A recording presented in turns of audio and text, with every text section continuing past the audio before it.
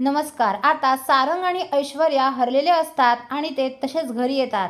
आता त्यांच्या हातातून तर स्पर्धासुद्धा गेलेली असते. स्पर्धेचा एकही रुपया त्यांना भेटलेला नाही आणि त्यांच्या हातातून आता कंपनी आणि घरसुद्धा गेलेलं असतं. आता एवढं 5 कोटीचं कर्ज काढलं आहे ते ऐकून नानांना आणि सुमित्राला धक्का बसतो. नाना म्हणतात, काय गरज होती एवढं कर्ज काढायची? आणि नाना त्या दोघांवर हसत असतात. आता ऐश्वर्या आणि सारंग हरले म्हणून नानांना खूपच हसायला येत असतं, पण जानकी आणि ऋषिकेश जिंकले म्हणून त्यांना खूपच आनंद झालेला असतो.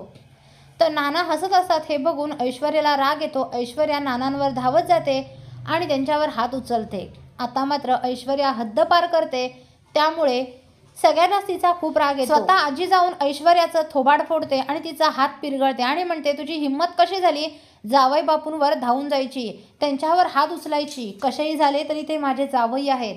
अगं लाज नाही वाटत तुला? तू हरलीस आणि सगळा राग त्यांच्यावर काय काढतेस? सारंगला सुद्धा तू किती काय काय बोललीस.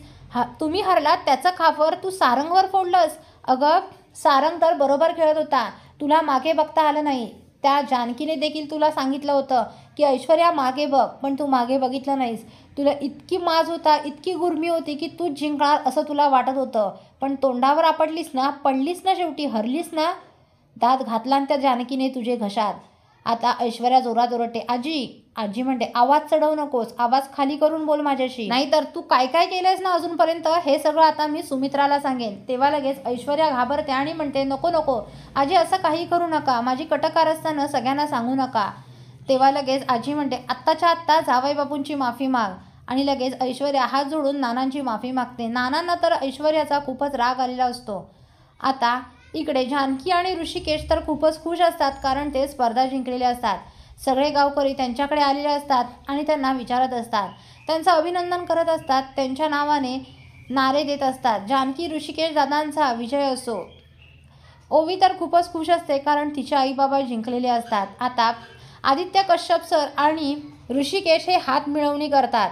तर इकडे आता सयाजीला देखील ऋषिकेश आणि जानकी जिंकल्याचा खूपच राग आलेला असतो आणि सारंग आणि ऐश्वर्या हरल्यामुळे त्यालासुद्धा खूपच वाईट वाटलेलं असतं. तो नुसता चिडचिड करत असतो की आता सर्वजण मला म्हणणार, हे बघा हरलेल्या ऐश्वर्याचा बाप सयाजी विखे पाटील हा पण हरलाच आहे. आता त्यांच्यामुळे मलासुद्धा लोक नावं ठेवणार. किती मूर्ख आहे तो सारंग रणदिवे. मुळात हे सर्व रणदिवेच मूर्ख आहेत. हे आमच्या ऐशू बाळाला कळत नाही, त्यांच्या नादाला लागत बसते. मूर्ख आहेत ते सगळे. आणि सयाजी ऐश्वर्याला फोन करतो, काय झालं, हरलात ना, आता काय तुमची आरती वाळू, तुमच्यामुळे माझं नाव देखील आता खराब होणार आहे. तेव्हा ऐश्वर्या म्हणते, मी काय केलं डॅडा, हा सारंग, हा मूर्ख बैल सारंग हापमॅडच आहे तो.